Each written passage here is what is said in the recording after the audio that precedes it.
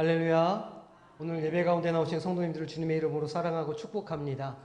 명절을 앞두고 있어서 마음이 많이 분주하시죠? 장도 봐야 되고, 장 다 보셨어요? 장도 봐야 되고 할 일이 많으실 줄로 압니다. 오늘 예배 시간을 통해서 우리의 심령이 주님께서 주시는 평화와 또 위로의 말씀을 딱 붙잡고 이 명절 기간 힘있게 또 지나가는 복된 시간이 될 수 있으시기를 소망합니다. 다음 주일에는 일부 예배가 없습니다. 그래서 이 시간에는 오시면 안 되고 다음 주에는 2부 예배 때 다 오시면 됩니다.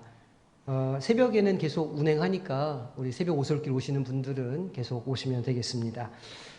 남자들이 모이면 꼭 빠지지 않는 무용담이 있습니다. 남자들이 모이면 무슨 얘기를 많이 하죠? 군대 얘기 맞습니다. 군대 얘기를 많이 하죠. 듣다 보면 국방 의무는 혼자 다 진 것처럼 그렇게 들리기도 합니다. 혹한기 훈련 얘기, 유격 훈련 얘기 듣다 보면 그 사람들이 할 수 있나? 못할 것 같다. 그런 불가능해 보이는 일들을 거뜬히 해낸 것처럼 그렇게 보입니다. 약간 양념을 좀 쳐서 이야기하는 것이죠. 이 무용담은 자랑이 되고 훈장이 됩니다. 군대 이야기는 아니지만 저도 그런 무용담이 몇 개가 있습니다. 서울 성남 아래 천당 및 분당이라고 하는 동네가 있습니다. 거기를 개발할 때 92년도에 제가 거기 한 블럭을 다 제가 지었습니다. 아파트 건설 현장에서 먼지 먹어가면서 벽에 남아있는 시멘트 찌꺼기 제거 작업을 제가 며칠 했었죠. 그때 한 3주 정도 아파트 건설 현장에서 노가다를 뛰었으니까 그거 제가 다 진 거나 다름없습니다. 아파트 뿐만 아닙니다. 이 중랑구에 가면 용마산이라고 하는 산이 하나가 있습니다. 아차산 줄기로 이어져 있는 산인데 그 용마산에 폭포공원이 있습니다. 용마산에 그 채석장이 있었는데 그 채석장이 끝난 다음에 이제 거기를 폭포공원으로 만드는 공사였습니다. 약간 양념쳐서 그것도 제가 다 지었습니다. 채굴하던 산을 공원으로 만드는 것이었는데 층층이 나무를 식수했고 남은 자재며 쓰레기를 제가 다 포대자루에 이렇게 담아가지고 청소하는 일을 며칠 또 제가 했습니다. 그냥 시다발이 한 것이죠. 그때 경험에 친구랑 새벽같이 인력사무소 나가서 앉아있으면 그 현장에서 이제 전화가 옵니다. 몇 명 보내달라. 이렇게 하면 이제 기술 있으신 분들은 먼저 불려 나가기도 하고 저랑 친구처럼 아무것도 할 수 있는 일이 없는 사람들은 이제 이런 잔일, 청소 이제 이런 거 필요한 곳에서 부르면 이제 이렇게 나가게 됩니다. 그 이른 아침에 일용직 노동자들이 자신의 일자리를 구하기 위해서 그 인력 사무소에 그 앞에 3355 모여 있던 장면이 아직도 제 머릿속에 생생하게 남아 있습니다. 오늘 이 말씀도 마찬가지의 상황이죠. 많은 사람들이 일용직 노동자는 아니지만 그런 삶의 현장을 살아가고 있습니다. 이 목구멍이 포도청이라고 하는 속담이 있는 것처럼 내 가족을 위해서 또 생계를 위해서 그런 자리에 그렇게 열심히 매일매일 살아가고 있다는 것이죠. 그런데 때로는 그런 자리에서 억울한 일을 당할 때도 있습니다. 최근 학교 선생님들이 자꾸 억울하고 힘든 일을 당해서 광화문에 모여서 국회의사당 앞에 모여서 집회를 하고 있지 않습니까? 교권이 땅바닥을 치고 있기 때문입니다. 어려움을 당한 선생님들의 이야기를 이렇게 기사로 뉴스로 접하다 보면 어떻게 사람이 이렇게 매정하고 자기 자식밖에 모를 수가 있나 그런 생각을 좀 하게 됩니다. 그래서 힘없는 사람들은 서로를 돕지 않으면 도움을 받을 수 없으니까 서로 연대하고 힘을 합치게 됩니다. 그게 조합이 있는 이유인 것이죠. 세상이 작동하는 방식은 철저하게 본성적이라고 할 수 있습니다. 살아남는 자가 강한 자가 됩니다. 발전하지 않으면 도태되고 남들보다 나은 것이 있어야 선택받는 그런 사회를 살아가는 것이죠. 경쟁에서 뒤처지면 내일을 약속할 수 없습니다. 능력이 많은 사람에게 더 큰 힘이 주어지고 능력이 좀 없는 사람에게는 작은 힘도 잘 주어지지 않습니다. 매달 말이 되면 영업평가를 받아야 하고 영업소별로 순위를 매깁니다.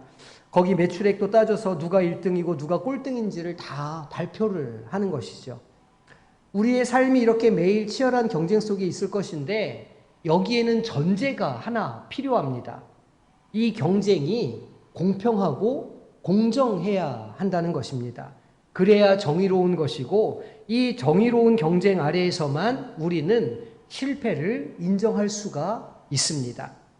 말하자면 100m 경주를 하는데 누구는 20m 앞에서 출발하고 누구는 30m 앞에서 출발하면 그거는 공평하지 않고 그렇게 해서 지게 되면 그 실패를 인정할 수가 없다는 말입니다. 공평한 사회는 누구에게나 같은 기회가 주어지는 사회입니다. 가난한 사람도 부유한 사람도 그냥 평범한 직장인도 국회의원도 같은 출발선상에 있는 사회가 공평한 사회라 할 수 있습니다. 그런데 가만히 생각해 보면 부모 덕을 보는 사람들이 좀 있는 것 같지 않으십니까? 출발선 자체가 다른 것이죠. 주어지는 기회가 똑같지가 않은 것입니다. 사회에서 훨씬 더 유리한 삶을 살아가죠. 그게 부의 대물림이라 부르는 것입니다. 공평한 사회는 그래서 부의 대물림을 통제하려고 합니다. 상속세도 무겁게 부과하고 세습도 못 맞게 막고자 합니다. 이에 비해서 우리는 공정한 사회를 또 생각해 볼 수가 있습니다. 공정하다는 것은 우리 각 구성원의 처한 환경과 상황을 고려한다는 말입니다. 똑같이 100m 경주를 예로 들자면 다리가 약간 불편한 사람은 40m 앞에서 출발하게 하고 영양 상태가 좋지 못한 사람은 10m 앞에서 출발하게 하는 것입니다. 사회적 약자들에게 좀 더 많은 기회를 보장해 주는 것, 그것이 바로 공정입니다. 이 공정의 가치를 추구하는 사회를 보고서 우리는 복지사회, 복지국가라 말하는 것이죠. 그러니까 공정은 사회적 약자들에게 더 많은 기회를 보장해 주는 것입니다. 어떻게 생각하십니까? 어떤 사회가 하나님 나라에 더 가깝다고 생각되십니까? 절대적인 평등을 추구하는 공평한 사회입니까? 아니면 약자에게 좀 더 기회를 주는 공정한 사회입니까? 제가 알기로 하나님 나라의 정의를 가장 잘 대변한 학자는 존 롤즈라고 하는 경제학자입니다. 이분이 그의 책 정의론에서 어떻게 얘기했냐면 올바른 정의란 사회에서 가장 기회를 얻기 어려운 이들의 권리를 먼저 보장해주고 이들에게 더 많은 기회를 보장해주는 것이 정의다라고 이야기했습니다. 그런 면에서 오늘 본문의 말씀은 우리에게 여러 가지 질문을 던져줍니다. 하나님의 공의, 정의는 과연 무엇인가? 이러한 주인의 처사는 불공평한 것이 아닌가 하고 말이죠. 하지만 그래서 우리에게 희망을 주고 소망을 주는 말씀이기도 합니다. 오늘 말씀을 통해서 우리의 삶의 자리에 찾아오시고 복 주시는 하나님을 경험하시는 복된 시간이 되시기를 소망합니다. 이 세상의 원리로는 이해하지 못할 말씀이죠. 그러나 먼저 된 자로서 나중되고 나중된 자로서 먼저 될 자가 많으니라 이렇게 하셨는데 그 이유가 무엇이겠습니까? 오늘 포도원 품꾼 비유의 이야기는 천국은 마치 품꾼을 얻어 포도원에 들어보내려고 이른 아침에 나간 집 주인과 같으니 라는 말씀으로 시작합니다. 그리고 예수님은 이른 아침에 하루 한 데나리온씩 품삯을 주기로 하고 약속한 다음에 포도원의 품꾼으로 받아줍니다.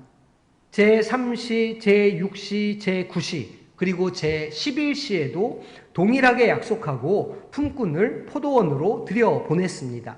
우리 시간으로 바꾸어 보자면 새벽 6시에도 한 데나리온, 아침 9시에도 한 데나리온, 정오 12시에도 한 데나리온, 오후 3시에도 한 데나리온, 오후 5시, 퇴근이 6시인데 오후 5시에도 한 데나리온을 약속하고 포도원 품꾼들을 받았다는 말입니다. 시간이 다 되었습니다. 6시가 되어서 품삯을 줄 시간이 이르렀습니다. 이 시간이 이르렀을 때 가장 눈치를 볼 사람은 누구였을까요? 아마도 제일 먼저 포도원에 들어온 사람이었을 것입니다. 주인은 먼저 온 사람부터 삭을 주지 않고 가장 늦게 온 사람부터 삭을 주었습니다. 그 모습을 바라보고 있던 먼저 온 사람들은 기대감에 부풀게 되었죠. 가장 늦게 온 사람에게 한 데나리온씩 주었기 때문에 우리들은 아마 좀 더 받을 수 있지 않겠는가 이렇게 기대를 했습니다. 당연한 일입니다. 하지만 자기 순서가 되자 주인은 약속했던 하루 품삯 한 데나리온만 주었습니다. 이렇게 하니까 먼저 온 사람들이 불평을 하게 됩니다. 아니, 나중 온 사람들은 1시간밖에 일하지 않고 우리는 종일 수고하며 더위와 싸우고 일한 우리와 같은 품삯을 줄 수가 있는가 이렇게 원망했습니다. 어떻게 생각하십니까? 당연한 반응입니다. 이렇게 불평하고 원망하는 사람들에게 이 주인이 뭐라고 말하냐면, 내가 나와 한 데나리온의 약속을 하지 않았느냐? 내 것이나 가지고 가라. 나중 온 이 사람에게 너와 같이 주는 것이 내 뜻이니라 라고 잘라서 말합니다. 또 이어서 예수님은 이와 같이 나중된 자로서 먼저 되고 먼저 된 자로서 나중되리라고 다시 한번 말씀하십니다. 생각하기에 다소 좀 억울해 보이는 상황이고 또 공평하지도 않은 것 같은 이 말씀은 천국은 마치 라고 시작하시면서 제자들에게 하나님 나라에 대한 바른 이해를 설명하고자 주신 말씀입니다. 우리가 보지는 않았지만 앞선 마태복음 19장에서 서로 높아지려고 아우성치는 제자들에게 천국은 어린아이와 같다고 밝히시면서 하나님 나라에 대한 잘못된 이해를 고쳐주시기도 하셨습니다. 오늘 본문인 포도원 품꾼 비유 역시 이 제자들이 가지고 있는 하나님 나라에 대한 오해를 바로잡기 위해 주신 말씀입니다. 16절에 나오는 나중된 자로서 먼저 되고 먼저 된 자로서 나중될 것이라고 하는 말씀은 이 비유를 통해서 교훈하시고자 하는 의도를 분명하게 알게 해 줍니다. 사실 이 말씀은 하나님 나라를 세상의 원리, 세상의 공평과 평등으로는 이해할 수 없다는 것을 알려줍니다. 세상은 어떻습니까? 능력이 있고 공로가 많은 사람에게 앞자리를 차지할 권한을 줍니다. 공로가 없고 한 일이 없으면 말석을 받게 되는 것이죠. 그 사람이 어떤 환경에 있는가에는 관심이 없습니다.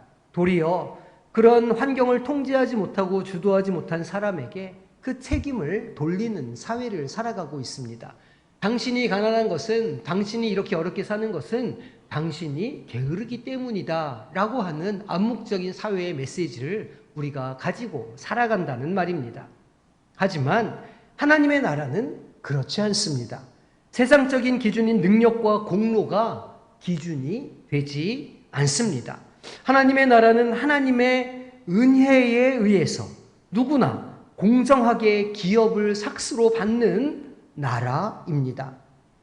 곰곰이 생각해 보면 이 하나님의 나라의 가치관은 결코 세상을 뒤엎는 혁명적인 것이 아닙니다. 전복을 꿈꾸지도 않습니다.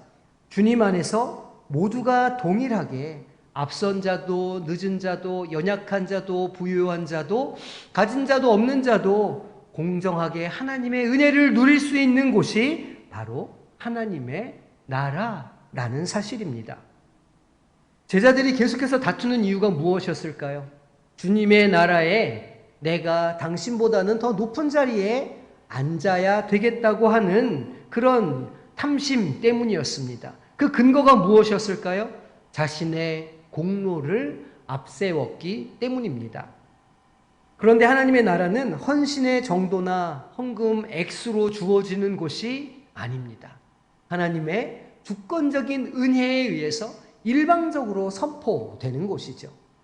그러기에 하나님의 나라는 꼴찌가 1등이 되기도 하고 1등이 꼴찌가 되기도 하는 곳입니다.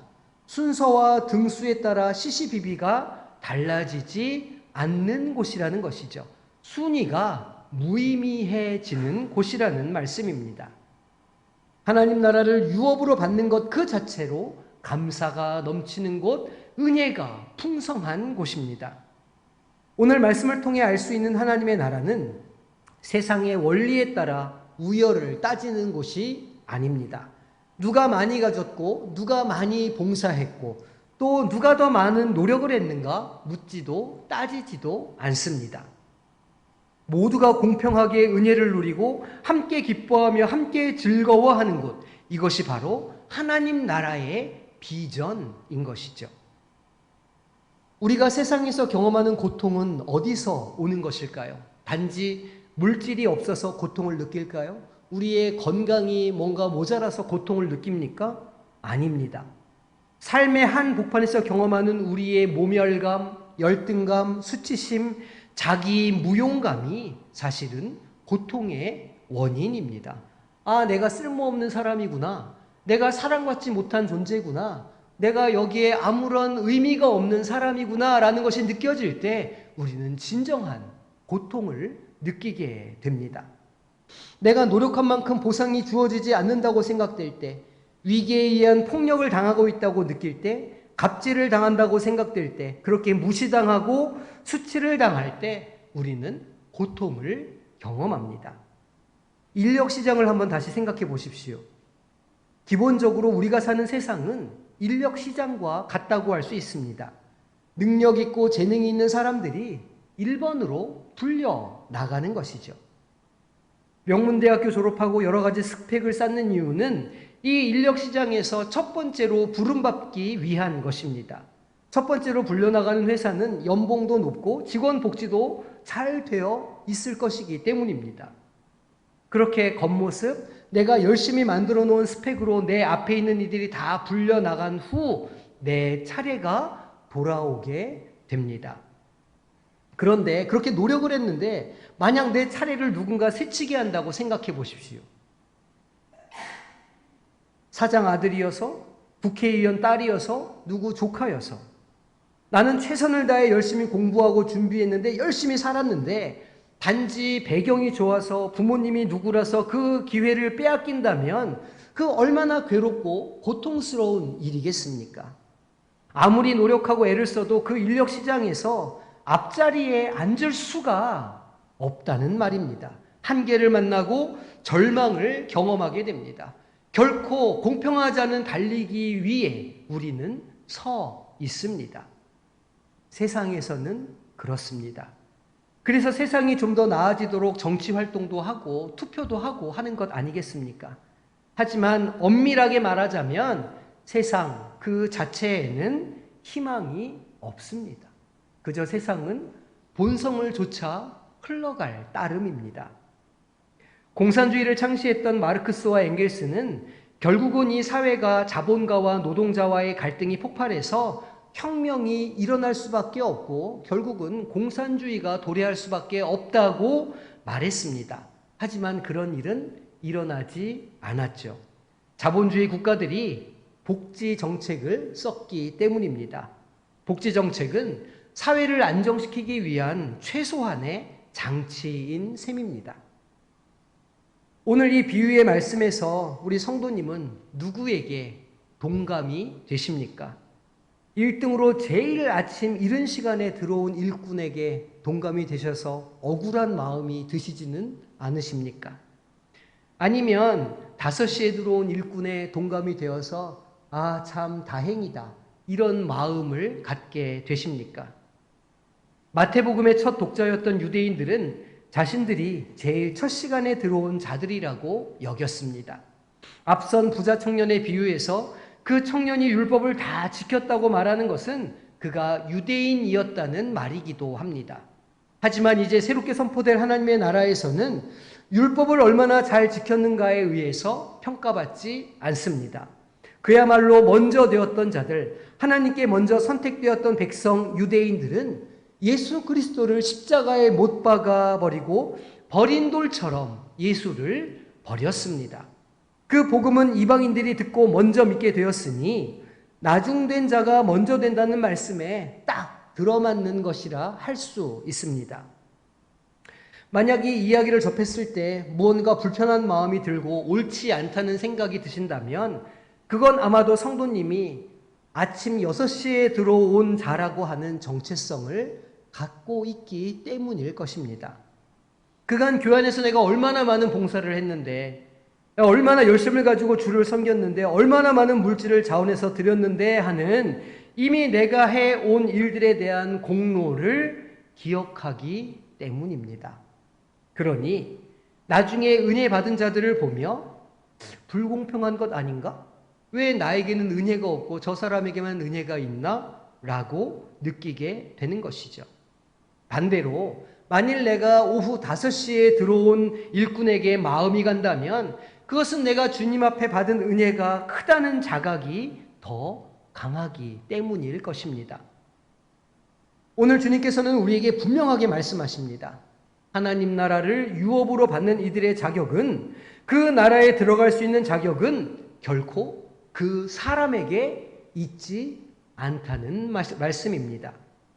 품꾼들이 인력시장에 서서 일거리를 찾고 있을 때 그 사람을 선택하고 포도원으로 불러들이는 것은 주인의 주권이지 품꾼의 노력 여하에 달려있지 않습니다. 얼마나 주인이 그 품꾼을 긍휼히 여기느냐에 그가 일할 수 있었는가 없는가, 그가 보상을 받는가 받지 못하는가가 결정되는 것이죠. 우리가 에베소서 1장에서 배운 것처럼 주님의 선택이고 예정이며 섭리에 따른 것입니다. 포도원 주인의 마음은 그 인력시장에 있는 모두가 그들의 삶을 위한 기회를 다 얻게 하고자 하는 것이었고, 그 일은 주인의 계획대로 성취되었습니다. 하나님 앞에서는 공로를 내세울 수가 없습니다. 하나님은 그것을 보지 않으시죠. 그것을 원하시지도 않으십니다. 하나님은 우리의 공로 이전에 예수 그리스도를 통해 하늘의 신령한 복을 우리 모두에게 내려주시는 분이십니다. 그 복을 받아 누리는 자는 서로를 경계하거나 비교하거나 경쟁하지 않습니다. 그러한 모습은 하나님 나라에 어울리지 않기 때문입니다. 이러한 세계관, 이러한 정체성으로 사는 것은 결코 쉬운 일은 아닙니다. 이는 마치 산란기의 연어가 물결을 거슬러 힘차게 강을 오르는 것과 비슷하다고 할 수 있습니다. 세상의 지혜와 세상의 권세와 세상의 물질과 세상의 이상을 조차 모두가 달려갈 때 때로는 멈추어 서고 때로는 방향을 완전히 바꿔 뒤돌아서기도 합니다. 그리고 그 흐름을 거슬러가는 자들이 바로 그리스도인들이요 하나님 나라에 속한 자들이기 때문입니다. 그것이 하나님 나라를 사는 사람들의 모습, 우리 교회가 마땅히 가져야 할 모습이기도 합니다. 우리가 때로 교회에 실망하는 것은, 또 세상 사람들이 교회를 비판하는 것은 교회가 세상을 향한 경고를 하고 본을 보여야 하지만 그렇게 하지 못하고 있기 때문입니다. 교회가 세상과 같이 똑같이 재물을 탐할 때, 세상과 똑같이 권력을 탐할 때, 세상과 똑같은 성공의 기준을 가지고 있을 때 사람들은 더 이상 교회와 세상을 구분할 수가 없습니다. 존재 가치가 사라지며 하나님의 나라는 공허한 구호로 전락합니다. 우리는 우리 성광동산이 이 성광이라는 이름으로 함께하는 이 공동체가 하나님의 나라를 조금이라도 닮아가기 위해 애쓰는 곳이 되기를 소망하며 이 자리에 모여 있는 줄로 믿습니다. 그런 비전을 함께 꿈꾸는 것이죠. 나중된 자가 먼저 되는, 우리 자녀들의 신앙이 우리의 신앙보다 먼저 되는, 새 가족들의 믿음이 우리의 믿음보다 먼저 되는 교회. 삶의 현장에서 뒤처져 있다고 실망하거나 좌절하는 것이 아니라 역전의 은혜를 기대하며 그 삶에 최선을 다하는 성도들이 있는 곳. 그래서 이 공동체 안에서 세상이 줄 수 없는 참 기쁨과 참 만족을 경험하기를 소망합니다. 물론 때로는 잘 안 돼서 실망하기도 하고 회의감이 들 때도 있을 것입니다. 하지만 우리 한 사람 한 사람이 포기하지 않고 이 하나님의 나라를 꿈꾸고 하나님의 은혜를 사모하고 서로에게 긍휼을 베풀면 아버지의 마음을 경험하고 그 마음을 나누기를 원한다면 나중된 자가 먼저 되는 은혜가 이곳에 있게 될 줄로 믿습니다. 교회는 하나님 나라의 완성은 분명히 아닙니다. 하지만 하나님 나라의 증거는 되어야 합니다.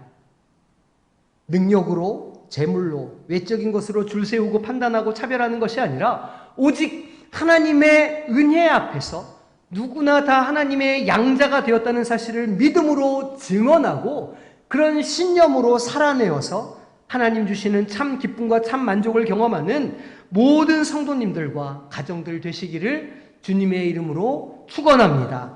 이 시간 함께 찬양하며 기도하기를 원합니다. 우리 하나님 아버지의 마음 찬양하면서 이렇게 기도했으면 좋겠습니다.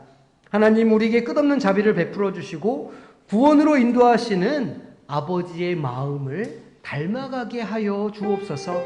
굳어진 마음, 갈라진 마음, 상한 마음을 바꾸시고 부드러운 마음을 주셔서 서로에게 긍휼을 품는 가정과 교회 되게 하셔서 우리 가운데 하나님 나라가 아름답게 이루어지게 하여 주시옵소서. 함께 찬양하며 나아가겠습니다.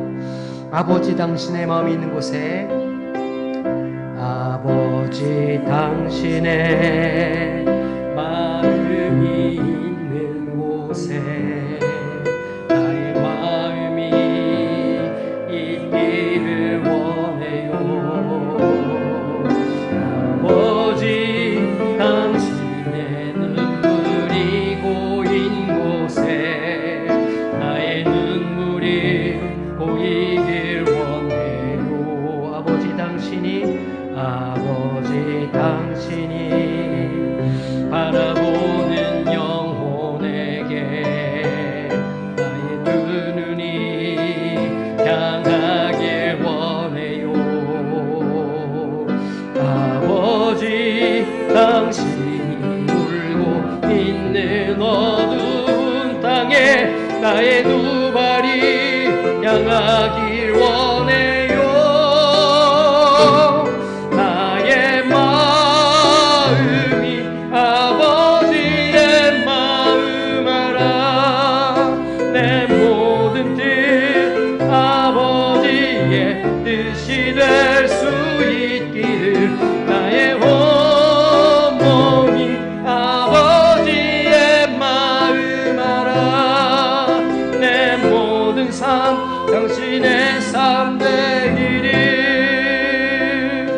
함께 다시 한번 기도하며 나가기 원합니다. 주님, 우리의 마음이 아버지의 마음을 담기를 원합니다. 일꾼들에게 긍휼의 마음을 품는 아버지의 마음을 담게 하여 주시고 우리도 그 마음을 가지고 우리를 향하신 아버지의 사랑을 증거하며 우리의 가정과 교회를 세워가게 하여 주시옵소서. 이 시간 주님의 이름 한번 부르고 기도하며 나아가겠습니다. 주여, 아버지 하나님, 우리를 불쌍히 여겨주시고 우리 가운데 그 아버지의 마음이 깨달아 알아지는 역사가 있게 하여 주시옵소서. 우리 모두를 사랑하시고 우리의 연약한 자들을 사랑하여 주시고 긍휼의 마음을 품으시는 아버지, 내가 미처 보지 못하고 혹은 내가 미워하고 내가 보지 않는 자들이라도 주님은 그들을 향한 마음을 가지고 계시고 그들을 품는 줄 우리가 오늘 배웁니다. 주님, 우리도 이 아버지의 마음을 닮아가기를 소망합니다. 아버지의 시선을 닮아가기를 소망합니다. 아버지의 긍휼을 닮아가기를 소망합니다. 이 마음을 가지고 우리의 자녀들을 양육하고 우리의 교회에서 성도들을 섬기며 세상에다가 우리의 삶의 자리에서 최선을 다해 살아갈 수 있도록 역사하여 주시옵소서. 그 아버지의 마음을 닮아갈 때에, 그 아버지의 마음을 실천하며 살아갈 때에 우리의 삶 가운데, 우리의 가정과 교회 가운데 하나님의 은혜가, 하나님의 긍휼이, 하나님의 아버지는 역정케 하시는 역사가, 먼저 된 자가 나중되고 나중된 자가 먼저 되는 역사가 있게 될 줄로 믿습니다. 주여, 우리와 함께하여 주시고 우리의 심령과 마음을 붙잡아 주시며 오직 주님을 닮아갈 수 있도록 주님 우리와 동행하여 주시고 우리를 성령으로 충만케 하여 주시옵소서. 주님을 바라보니 주님 우리의 심령과 마음 가운데 찾아오시며 이 새해를 시작하는 한 주간이 되게 하여 주시옵소서. 주님 도와주시기를 소망합니다. 역사하여 주시고 죄를 행하여 주시옵소서. 아버지 하나님, 이 시간 우리가 주님 앞에 간구하며 나아갑니다. 주님, 우리의 마음이 아버지의 마음을 닮아가기를 소망합니다. 연약한 자, 소외된 자, 뒤처진 자, 나중된 자를 바라보시고 그들에게 긍휼의 마음을 품으시며 그들을 붙잡아 먼저 된 자로 만들어주시는 그 아버지의 마음이 오늘 우리의 마음이 되게 하여 주시옵소서. 우리를 향하신 그 긍휼의 마음을 우리도 닮아가고 그것을 우리도 실천하여 우리의 가정을 세워가고 교회를 세워가고 우리의 삶의 자리에 하나님의 은혜를 흘러가게 하는 역사가 있게 하여 주시옵소서. 특별히 오늘 자신의 삶의 자리가 말석처럼 느껴지고 나중된 자처럼 느껴지는 자들이 있다면 주님 그 마음을 위로하여 주시고 새로운 용기와 아버지의 소망을 더하여 주시옵소서. 그래서 주님께서 먼저 된 자로 바꿔주시는 역전의 은혜를 기대하며 한 주간을 용기를 내어 살아갈 수 있도록 주님 축복하여 주시옵소서.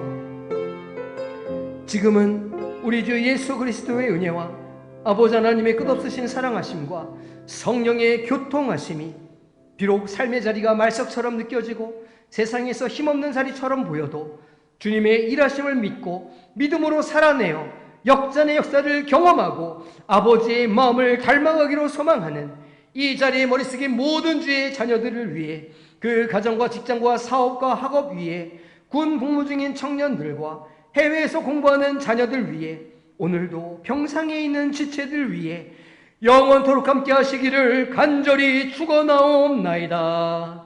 아멘.